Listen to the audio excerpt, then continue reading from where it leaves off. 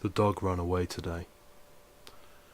It's an easy lie, a simple one, believable.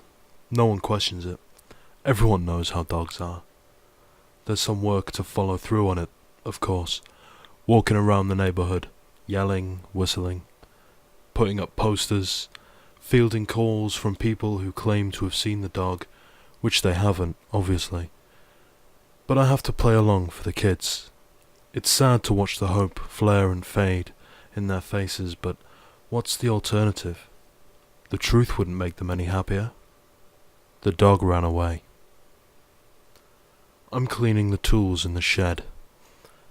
Barely even a lie, really. A mission, if anything. The shovel did need to be cleaned, and a dent hammered out of the corner where it struck a rock. And obviously the axe had to be sharpened. So why not give the other tools a once-over while I'm out there?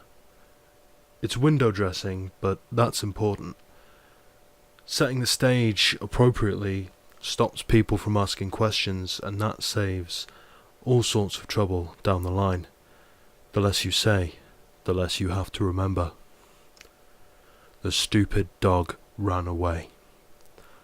I was out cleaning the tools in the shed. Your mother and I aren't fighting. How can children understand adult relationships? Tension doesn't mean two people don't love each other. If anything, it means they love each other too intensely. It's easy to shrug and walk away from someone you don't care about. Much harder to see someone you love going down the wrong path. I am anything but distant, no matter her accusations. I'm deeply invested in this family. I sacrifice to protect it. My honor, myself, I will give it all. We'll talk about getting another dog. The lock on the shed is to keep you safely away from dangerous tools. Your mother and I aren't fighting, but she's gone to stay with your grandmother for a while. Why do things get so complicated? Here, at least, is one designed to reduce questions. Everyone knows what staying with her mother is code for. Not the children, of course, but they still think that the dog ran away.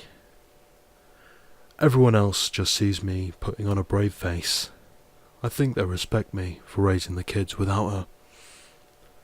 I didn't want this. Everything I've done has been to protect this family, to keep it together. I don't know why she couldn't see that. I never wanted to be in this position. At least it's winter and the shed won't start to smell for a little while. She's taken the kids. Condensing, all other lies fold into this one. There's no one left to care about the dog, no one to ask about the tools, no one asks for details on this. It invariably gets a grimace and an awkward apology. Meanwhile, I can take a deep breath for the first time since the dog ran away. Funny how easily that line comes now. Even when I don't need to say it, it's just what comes to mind. My time is my own again.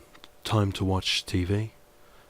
Time to work in the yard. Time to dig holes without anyone asking why or what for or why don't you pay attention to us. I pay so much attention. Everything is about you. Even this. Even now.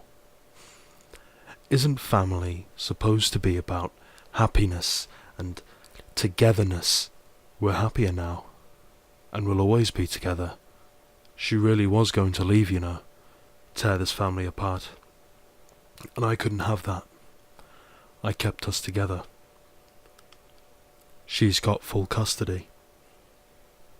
That's the dog's grave. A mission, again. It is the dog's grave. If you dig down, you'll find the dog. I don't know what kind of sick-minded person would dig into a dog's grave, but you can never be too careful these days. People ask a lot of questions, stick their nose into other people's business. So if you dig down, you'll find a dog, and you'll be ashamed of yourself, and cover it back up. Which means that you won't dig a few more feet down to see what else might be there. I'm not ashamed. I'm just not stupid. The world runs on polite fictions. These are the lies we tell.